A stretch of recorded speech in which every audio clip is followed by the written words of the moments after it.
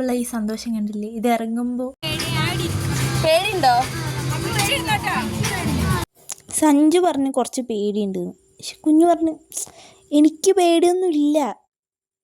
അവൻ വലിയൊരു കുട്ടിയാണല്ലോ, അവന് പേടിക്കാൻ പറ്റില്ല. അവസാനം രണ്ടാളും നല്ലോണം പേടിച്ചു, പക്ഷെ ഞാൻ മാത്രം പേടിച്ചില്ല. Because I'm a brilliant girl. പക്ഷേ ഈ ഒരു മൊമെൻറ്റിലാണ് ഞാൻ ശരിക്കും ഈ വ്ളോഗിങ് എന്ന് പറയുന്ന പരിപാടി എൻജോയ് ചെയ്യാൻ തുടങ്ങി. കാരണം ഞാൻ വിചാരിച്ചിരുന്നത് ഈ വ്ളോഗേഴ്സൊക്കെ ശരിക്കും അവരുടെ മൊമെൻറ്റ്സ് ഒന്നും എൻജോയ് ചെയ്യുന്നില്ല എന്നാണ് ഞാൻ വിചാരിച്ചിരുന്നത്. കാരണം ഒരു ക്യാമറ പിടിച്ചുകൊണ്ട് നമുക്ക് എങ്ങനെയാണ് നമ്മൾ ഹാപ്പിനെസ്സൊക്കെ എൻജോയ് ചെയ്യാൻ പറ്റുക? നമ്മളെപ്പോഴും അതിലേക്കായിരിക്കുമല്ലോ നമ്മളെ ശ്രദ്ധ.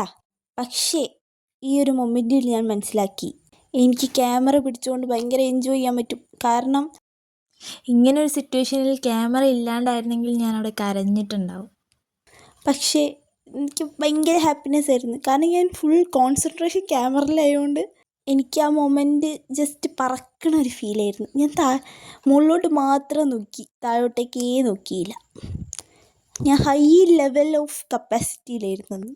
പക്ഷേ എൻ്റെ സൈഡിൽ നിന്ന 2 പേർ അവർ ആർക്കുകയായിരുന്നു, ആർത്ത് വിളിച്ചു ദൈവത്തെ. ദൈവം വന്നോന്ന് എനിക്കറിയില്ല, പക്ഷെ കുറച്ച് നേരം കഴിഞ്ഞപ്പോൾ സ്പീഡ് ലോ ആയിരുന്നു.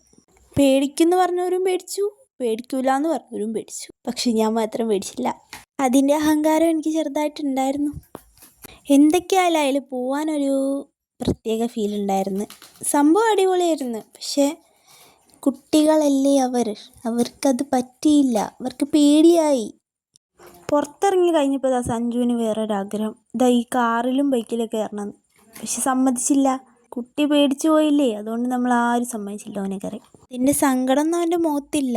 പിന്നെ നമ്മൾ നേരെ പ്ലേ സ്റ്റേഷനിലേക്ക് വിട്ടു. പൈസ കൊടുക്കൂ, കളിക്കൂ, തോൽക്കൂ, ഇതാണ് ഇവിടുത്തെ പ്ലാൻ. ഇത് ബേസിക്കലി ഇതൊരു ഉടായ്പ പരിപാടിയാണെങ്കിലും പൈസ കൊടുത്ത് ഇത് കളിക്കുമ്പോഴുള്ളൊരു സംഭവം കിട്ടുമല്ലോ. അങ്ങനെ ഞാനിതാ ഈ ഗെയിം കളിക്കാമെന്ന് വിചാരിച്ചു. അവർ നമുക്ക് 6 ബോൾ തരും, നമുക്കിതിലേതിൽ വേണമെങ്കിലും വീഴ്ത്താം. അങ്ങനെ അവസാനം ഇതിൽ എത്ര എണ്ണം വീണാലും കുഴപ്പമില്ല, ഒന്നിൽ തന്നെ വേണമെങ്കിൽ 3, 4, 5 എണ്ണം വീഴ്ത്താം. അത് കഴിഞ്ഞിട്ട് അവർ എണ്ണും, മാർക്ക് കൂട്ടും. മാർക്ക് കൂട്ടിയിട്ട് കിട്ടുന്ന സംഖ്യയിൽ നമുക്ക് ആ സംഖ്യയിൽ എന്താണോ ഉള്ളത് അത് നമുക്ക് എടുത്ത് തരും. അതാണ് ഈ കളി. വീഴ്ത്താൻ പിന്നെ പണ്ടേ കേമി ആയതുകൊണ്ട് ഒന്നും കിട്ടിയില്ല. ഞാൻ ഉദ്ദേശിച്ചത് 6 ആണെങ്കിലും ഒന്നുപോലും 6ൽ പോയി വീണില്ല, ഒന്നും കിട്ടിയില്ല, ജസ്റ്റ് ഒരു ഫ്രൂട്ടി. പക്ഷെ ഒന്നിനും പറ്റാത്ത ആ ഫ്രൂട്ടിയിൽ വരെ ഞാൻ സന്തോഷം കണ്ടെത്തി. Because my happiness is my choice.